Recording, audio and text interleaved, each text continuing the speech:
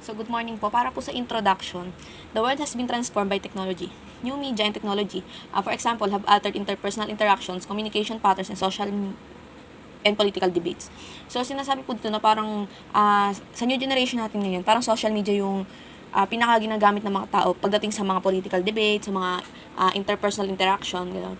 Political awareness is frequently defined as the extent to which an individual pays attention to politics and understand what he or she has encountered according to Seller 1992-21. So, sinasabi dito na dinedefine yung political awareness bilang yung pagpe-pay attention ng individual sa politics, and siguro masasabi mo aware ka sa sarili mo kung may knowledge ka about sa mga political issues, hindi lang doon, pati sa mga political discussion pagdating sa mga social media, ganun. The internet is playing an increasingly important role in informing the public about current events, engaging users, and motivating them to participate in offline political activities. So, sinasabi din dito na yung internet, nagpe-play siya ng role or ng important role sa parang ini-inform niya yung mga tao tungkol sa mga current issues. So, makikita naman natin ngayon na parang isang scroll ng social media, makikita mo na yung issue na hinahanap mo. So, ayun yung sinasabi dito. And parang ina-encourage dito yung mga user na sumali sa mga political discussion and minomotivate na mag-participate sa mga offline political activities. So, yun po for the introduction. Thank you po. So, for our background of the study, the internet has increased its users' political interest and improved their political efficacy, resulting in their online and offline political engagement. Bimber and Copeland 2011 emphasized the role of new media in facilitating political participation and changing political efficacy. According to Schul's research in 2005, new media users are involved in politics and political discourse. The impact of social media was visible in the 2022 Philippine national and local elections. Given the constraints imposed by the COVID-19 pandemic, candidates have relied more on social media for their campaigns, and voters have turned to these apps for news and other election-related information. So, according po kay Bimber and Copeland, new media plays a vital role in terms of political participation and sa pagbabago ng political efficacy. We live in the digital age na po. We now live in a world where everything can be found on social media. And as time passes, more political content and engagement can be seen po in social media. It has become one of the main sources of political information gathering. An example po where social media was heavily used in terms of political engagement was the 2022 Philippine national and local elections, wherein social media was heavily used to promote candidates and their platforms. Multiple topics and exchanging of ideas can be seen through various social media platforms. People on social media were showing support, credentials, and platforms po of their chosen candidate. So the researchers took interest po in the topic due to the rising participation of people, especially the youth, in online and offline political discourse. It's important to know po how social media aids in shaping one's political awareness. We need to identify po how big social media impacts an individual, specifically po in their political consciousness.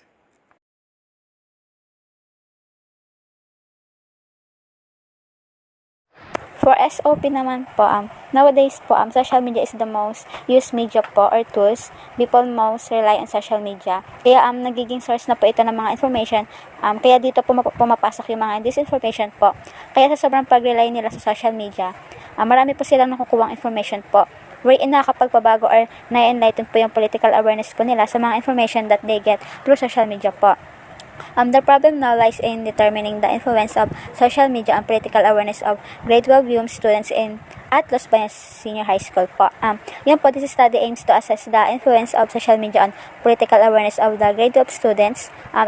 For specifically din po, this study seeks to answer the following statements po. Number 1 po, level of political awareness of students in terms of public policies, political leaders, political issues din po. Number 2 po, the level of political participation of students in terms of public discussion and public activisms po. And also din po, the researcher will study or explore the effect of social media on political awareness of the students po. Additionally, the researcher will pontificate about how social media affects the political awareness of the students din po. Yung researcher po, this study po seeks to answer the following question po, like, how broad is the students' knowledge about political and how did they influence the other using their knowledge? Number 2 po, how did the social media influence their knowledge or their awareness about political? How did it affect their opinions or beliefs? In what way the social media affects the political awareness of the students? And lastly po, what is the relationship between the influence of social media and political awareness of students po? Thank you po, yan lang po.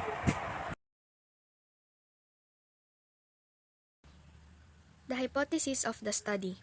For the null hypothesis, social media has no significant effect on political awareness of grade 12 students at Los Baños Senior High School in terms of public policies, political leaders, political issue, public discussion, and activism.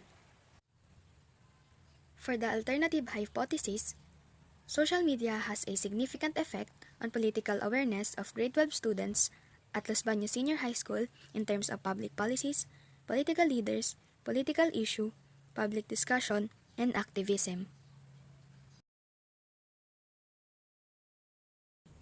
For the demographic information, demographic data provides information about research participants and is needed to determine whether the participant in a study are a representative sample of the target population for the generalization purposes.